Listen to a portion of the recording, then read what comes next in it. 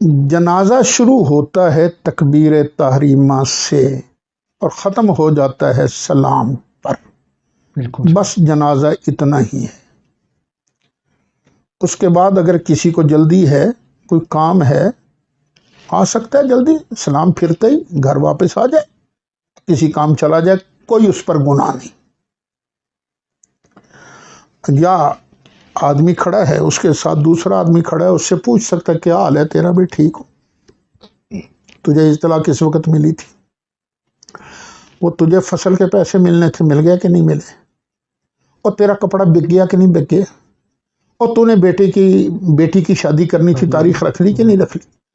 دنیا جہان کی گپیں چاہے تو مار سکتا ہے، یا اگر دل چاہے اپنی اور مرنے والی کی بخشش کے لیے دعا بھی کر سکتا ہے، یا اللہ مجھے بھی بخش دے، اس کو بھی بخش دے۔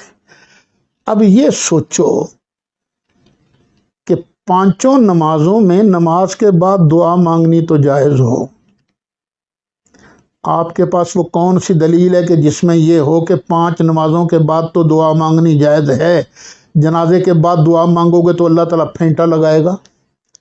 یہ دعا مانگنا بعد میں یہ دین گھڑنے والی بات ہے، نیا دین گھڑنے والی بات ہے۔ بیٹے خدا کا خوف آپ کرو۔ دیکھیے اللہ تعالیٰ نے دعا کے لیے ٹائم مقرر نہیں کیا۔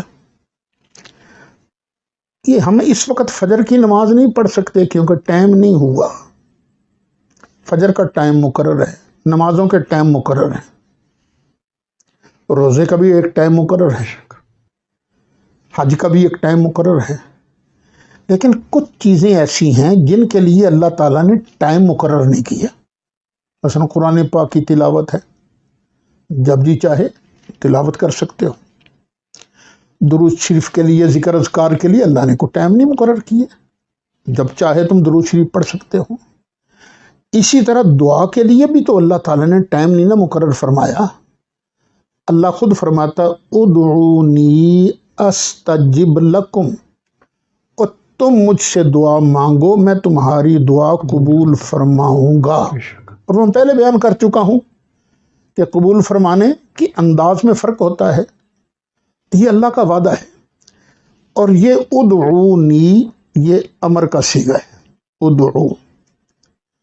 اور امر جو ہے اس کی 2 قسمیں ہیں، ایک ہے مطلق عن الوقت، جس میں وقت شقت کی کوئی قید نہیں ہوتی، اور ایک ہوتا ہے مقید بہ، وقت کی قید کے ساتھ مقید۔ جو امر مطلق ہو، کسی ٹائم کی پابندی نہ ہو، تو اس کو میں اور تو مقید نہیں کر سکتے۔ اللہ نے فرمایا دعا مانگو، مطلق ہے نا۔ اب کوئی یہ نہیں کہہ سکتا اس وقت ٹائم کیا ہے ذرا بتائیے گا، عاصم بیٹے بتاؤ۔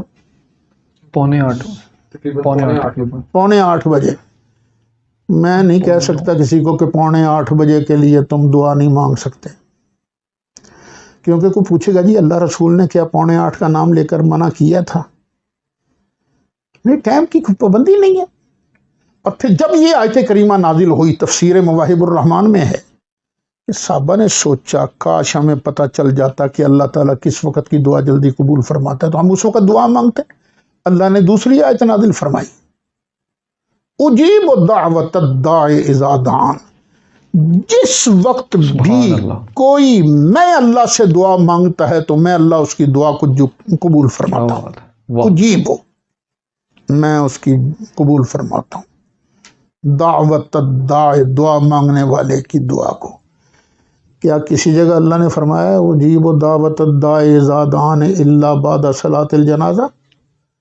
کسی جگہ کیا نبی کریم علیہ السلام نے فرمایا ہے کہ جنازے کے بعد والی دعا کو اللہ قبول نہیں؟ اللہ جب عام رکھ رہا ہے، جب بھی جس وقت بھی تم چاہو دعا مانگو میں تمہاری دعا کو قبول فرماؤں گا۔ پھر دیکھیں بیٹے، ہم اسے فرض نہیں کہتے، ہم اسے واجب نہیں کہتے، ہم اسے سنت موقدہ نہیں کہتے، ہم تو مستحب کہتے ہیں۔ مانگ لو تو ٹھیک ہے، اور جنہ گڑ پاؤ گے اتنا ہی میٹھا ہے نا۔ کوئی نہ مانگے، بس ایک بات ہے، دعا مانگنے والے کو دیکھ کر جلنا نہیں ہے۔ اگر جلو گے تو پھر یہاں بھی جلو گے، آخرت میں بھی جلو گے۔ میں ایسے ہی نہیں کہہ رہا۔ دیکھیے سورہ ضحیٰ میں اللہ تعالیٰ ارشاد فرماتا ہے اما السائل فلا تنہر، سوالی ہونا اس کو جھڑکنا نہیں ہے۔ تو اب بتائیے کہ جنازے کے بعد اللہ سے بخشش مانگنے والا، اپنی اور میت کے لیے بخشش مانگنے والا، کیا یہ سوالی بنتا ہے کہ نہیں؟ سائل ہے کہ نہیں؟ بالکل سائل ہے۔ جب اللہ تمہیں جھڑکنے نہیں دیتا تو تم ماموں لگتے ہو ہمیں جھڑکتے ہوئے؟ تمہیں کچھ خدا کا خوف نہیں آتا؟ اچھا اللہ خود تو کہے جھڑکنا نہیں، تو کیا اللہ میں جھڑکے گا؟ تم کیوں جنازے کے بعد مجھ سے بخشش کی دعا مانگا کرتے تھے؟ چلو جہنم کے اندر نہیں، بلکہ قرآن سے پوچھتے ہیں، دو گروپ ہیں، ایک ہیں دعا مانگنے والے اور ایک ہیں دعا سے روکنے والے۔ قرآن سے پوچھ لیتے ہیں دونوں کا ٹھکانہ کہاں ہے۔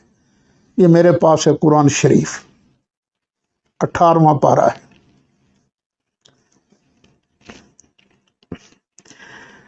سورہ مومنون ہے، آیت نمبر 107 ہے۔ کچھ لوگ جہنم سے بولیں گے، رب کی بارگاہ میں عرض کریں گے، ربنا اخرجنا منہا فإن عدنا فإنا ظالمون، اے ہمارے پروردگار ہمیں دوزخ سے نکال دے، اگر ہم دوبارہ یہی کرتوت کریں پھر تو ہم بڑے ظالم ہیں۔ لیکن اللہ کیا فرمائے، قال اخسؤوا فیہا ولا تکلمون، چلو ذلیل ہو کر جہنم کے اندر رہو، خبردار میرے سے بات بھی نہیں کرنی۔ یا اللہ ان پر جلال، ان کا قصور کیا تھا؟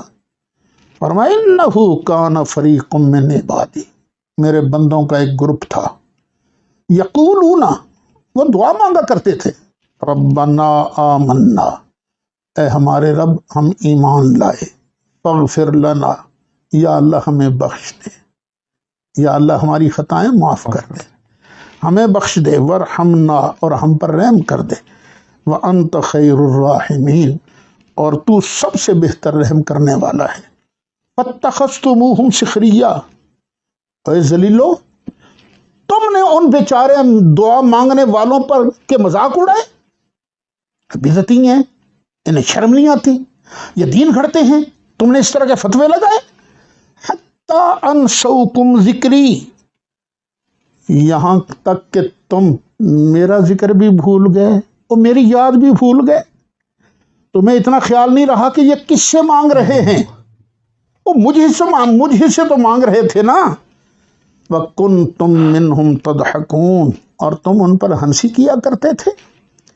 یا اللہ جو دعا سے روکتے تھے ان کو تو جھڑک رہا ہے، ان پر تو جلال کا اظہار فرما رہا ہے، عتاب فرما رہا ہے، خبردار ذلیل بن کے جہنم کے اندر رہو۔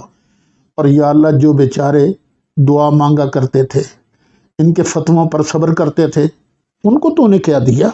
فرمایا انی جزیتہم اليوم بما صبروا، میں نے ان کے صبر کا بدلہ ان کو دے دیا ہے، انہم ہم الفائزون، بے شک یہی لوگ کامیاب ہیں۔ میرے بیٹے خدا کے لیے قرآن کی طرف رجوع کرو، اپنے ان جاہل وائزوں کی طرف مت دیکھو، یہ تمہارے جاہل وائز تمہیں قرآن سے ہٹا کر پتہ نہیں کدھر لے جانا چاہتے ہیں۔ اللہ تعالیٰ تمہارا بھلا کرے، آؤ قرآن کی طرف آؤ، قرآن ہر مسئلے میں تمہاری رہنمائی کرتا ہے۔